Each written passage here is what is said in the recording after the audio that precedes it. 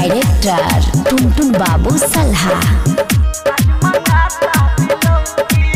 छौड़ी काल्हे से ना रे छौड़ी काल्हे से ना छौड़ी काल्हे से ना लौकी रे आज मंगाता बिलौकी रे छौड़ी काल्हे से ना लौकी रे आज मंगाता बिलौकी रे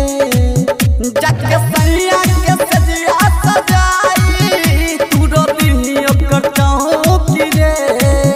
छौड़ी काल्हे से ना रे छौड़ी काल्हे से ना छौड़ी काल्हे से ना लौकी रे आज मंगाता बिलौकी रे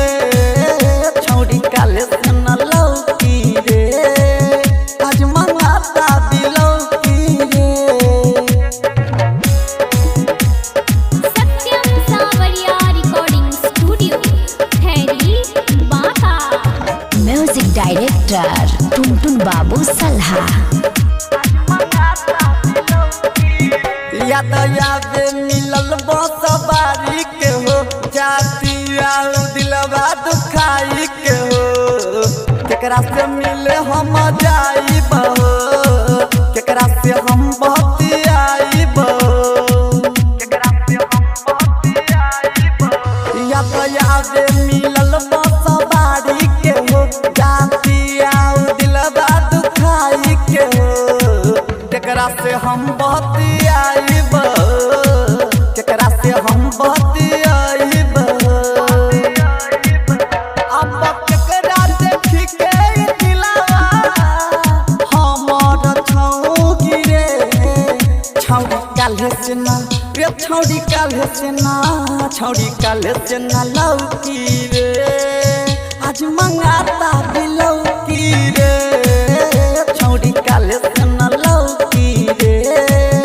आज मंगाता बिलौकी रे छौड़ी काल्हे से ना लौकी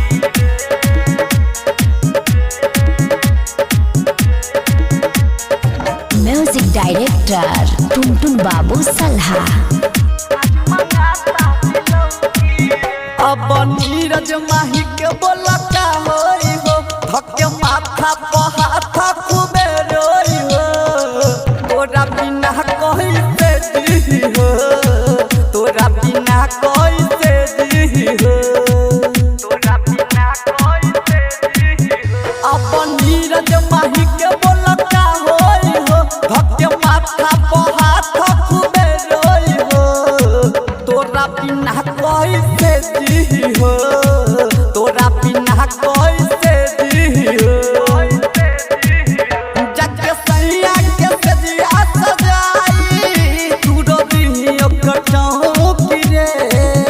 छौड़ी काल्हे से ना रे छौड़ी काल्हे से ना छौड़ी काल्हे से ना लौकी रे आज मंगाता बिलौकी रे